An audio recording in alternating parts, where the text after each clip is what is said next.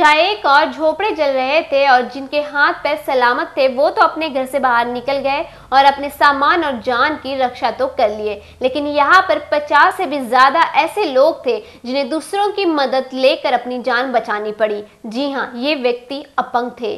कैसे उन्होंने इस बड़े हादसे का सामना किया, उन्हीं से जानते हैं।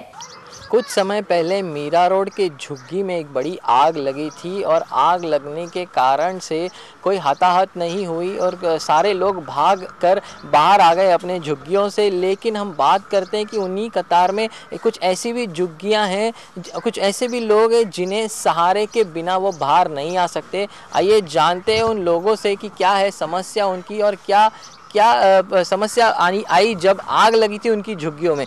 आग लगे थे तभी बहुत हम लोग कष्ट में थे, क्योंकि हमारे जो अपंगा भाई है वो बैठ के चलते हैं, उनको बाहर निकलना हम लोग को मुश्किल हो गया था। और यहाँ पे इतना भीड़ हो गए थे कि तो यहाँ से निकले कहाँ और भागे कहाँ, ये हमारी को ये हो गई थी। इसके लिए हमने बहुत कोशिश के बाद हमारे जो अपंगा भाई है उन लोगों को घर में से, जिनका जो घर था ये बाउंड्री के अंदर, उनको पहला बाहर निकाला गया। फिर उनको निकालने के बाद हमारी जो स्थिति थी तो कोई लोग हमारे बेहोश भी हो गए थे, किसको मार लग गया, किसको सर फट गए, ऐसा भी हादसा हो गया था इधर। इस आग में किसी आपके यहाँ के लोगों की झुग्गी जली है? हाँ, जली नहीं है लेकिन बच गई है, लेकिन टूट गई है पूरा। मतलब इनका जो झोपड़ा है वो पूरा, मतलब हमारे 20-22 झोपड़े पूरे टूट गए हुए हैं। आपसे जानना चाहेंगे क्या हाल है उस झोपड़े का, क्या था और क्या हो गया है अभी? 2007 में एक घटना घट चुकी थी कि आग लगाई गई थी। उस आग को हमको महसूस हुआ उस दिन रात को, संडे को, जब हम मतलब दूर लंबे थे, जब हम वहाँ से आए, जब यहाँ पे हमारे 50 कुटुंब जो हमें हैंडीकैप रह रहा है, जब आग लगाए गए तो हमको ऐसा महसूस हुआ अभी हमको कोई मदद करने वाला नहीं है। हम फाइटर को फ़ोन किया, पुलिस वाले को फ़ोन किया, जल्दी कोई आए नहीं। थोड़े टाइम के बाद, बहुत आग लगने का बाद सब लोग यहाँ पे आए और हम लोग ने दड़ पड़ के, जो हमारे छोटे छोटे बच्चे, हम बच्चे को उठा के लेके भी हम जा नहीं सकते, वैसे करके हम कैसे तो कैसे हमारी जान बचाई है हमने।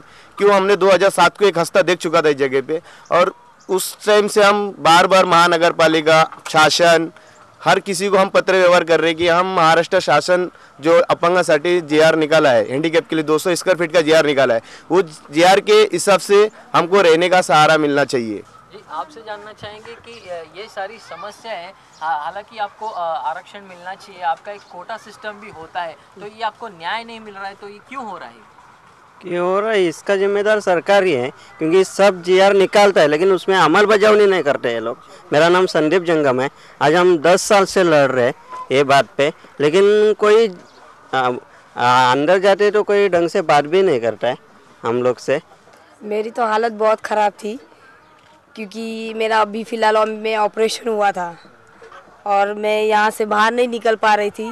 बहुत जन ऐसे थे यहाँ पे अटके हुए थे, मैं ऐसे ही घसरते घसरते बाहर निकली और ये ऐसे ही मेरा एक अपंग भाई जो था, जिसने मुझे साइकिल पे लेके यहाँ पे रोड पे निकाला।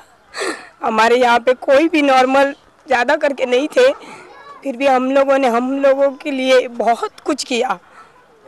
आशिया आने के लिए अभी तक सरकार ने हम लोग के लिए ऐसा कोई सुविधा निकाली ही नहीं है। जो हम लोग अभी यहाँ पे ऐसे लड़ रहे हैं, मगर उस तरफ से हम लोग को कोई देखता ही नहीं है, नहीं कोई सोचता है कि हम लोग के हैंडीकैप लोगों के लिए कुछ कर सके। इन सभी का दुख जानने के बाद इतना तो पता चल गया है कि सरकार और नेताओं ने बेशर्मी की हद तो पार कर ही दी है।